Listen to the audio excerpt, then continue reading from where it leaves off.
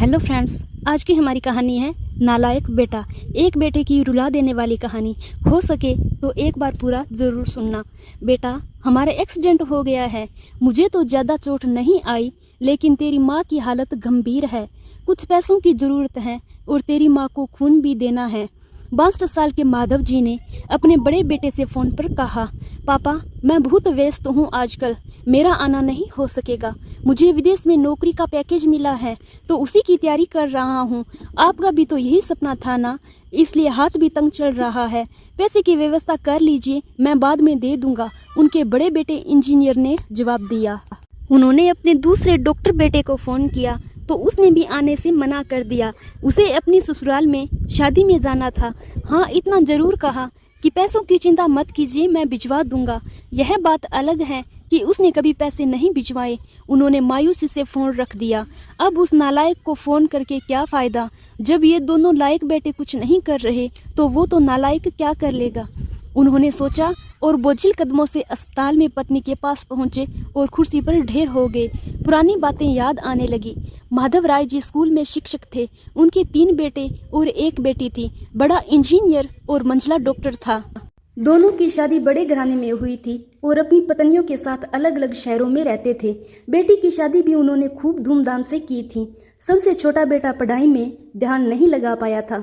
11वीं के बाद उसने पढ़ाई छोड़ दी और घर में ही रहने लगा। कहता था, मुझे नौकरी नहीं करनी, अपने माता पिता की सेवा करनी है। इसी बात पर मास्टर साहब उससे बहुत नाराज रहते थे। उन्होंने उसका नाम ही नालायक रख दिया था।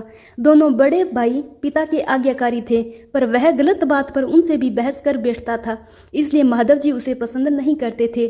जब माधव जी रिटायर हुए तो जमा पूंजी कुछ भी नहीं थी।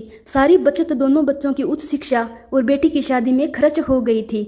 शहर में एक घर, थोड़ी जमीन और गांव में थोड़ी जमीन थी। घर का खर्च उनकी पेंशन से चल रहा था। माधव जी को जब लगा कि छोटा सुधरने वाला नहीं तो उन्होंने बंटवारा कर दिया और उसके हिस्से की जमीन उसे देकर उसे गांव में ही रहने भेज दिया। हालांकि वह जाना नहीं चाहता था, पर पिता की जिद के आगे झुक गया और गांव में ही झोंपड़ी बनाकर रहने लगा। माधव जी सबसे पहले अपने दोनों होनहार और लायक बेटों की बड़ाई किया करते थे। उनका सीना गर्व से चौड़ा हो जाता था, पर उस नालायक का नाम भी नहीं लेते थे। 2 दिन पहले दोनों पति पत्नी का एक्सीडेंट हो गया था। वह अपनी पत्नी के साथ सरकारी अस्पताल में भर्ती थे और डॉक्टर ने उनकी पत्नी को ऑपरेशन करने को कहा। पापा पापा सुनकर तंद्रा टूटी तो देखा सामने वही नालायक खड़ा था। उन्होंने गुस्से से मुंह फेर लिया, पर उसने पापा के पैर छुए और रोते हुए बोला, पापा, आपने इस नालायक को क्यों नहीं बताया? पर मैंने भी आप लोगों पर जासूस छोड़ रखे हैं, खबर मिलते ही भाग आया हूँ। पापा के विरोध के बावजूद उसने उनको एक बड़े अस्पताल में भर्ती कराया, माँ का ऑपरेशन कराया और अपना खून दिया। दिन रात उनकी सेवा में लगा रहता कि एक दिन वह गायब हो गया। वह उसके बारे में फिर बुरा सोचने लगे थे कि तीसरे दिन वह वापस आ गया। महीने भर में ही माँ एकदम भली चंगी हो गई। वह अस्पताल से छुट्टी लेकर उन लोगों को घर ले आया। माधव जी के पूछने पर बता दिया कि खैराती अस्पताल था, पैसे नहीं लगे हैं। घर में नौकरानी थी ही। वह उन लोगों को छोड़कर वापस गांव चला गया। धीरे धीरे सब कुछ सामान्य हो गया। एक दिन यूं ही उनके मन में आया कि उस नालायक की खबर ली जाए। दोनों जब गांव के खेत पर पहुंचे तो झोंपड़ी में ताला लगा देख चौंके। उनके खेत में काम कर रहे आदमी से पूछा तो उसने कहा, यह खेत अब मेरे हैं। क्या?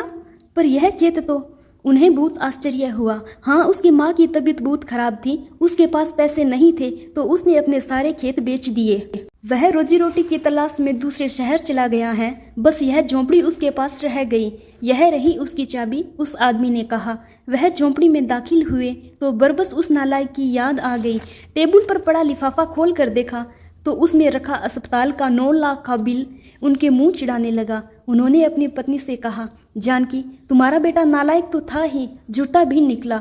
अचानक उनकी आंखों से आंसू गिरने लगे। वह जोर से चिल्लाए, तुम कहाँ चला गया नालायक? अपने पापा को छोड़कर। एक बार वापस आ जा, फिर मैं तुझे कहीं नहीं जाने दूंगा। उनकी पत्नी के आंसू भी बहे जा रहे थे और माधव जी को इंतजार था अपने नालायक बेटे को अपने गले से लगाने का। सचमुच बहुत नालायक था वो। अगर इस कहानी को सुनकर आप थोड़ा भी इमोशनल हुए हो तो प्लीज़ एक लाइक, कमेंट और शेयर ज़रूर कर देना और साथ ही चैनल को सब्सक्राइब करके बेल आइकन ज़रूर दबा देना।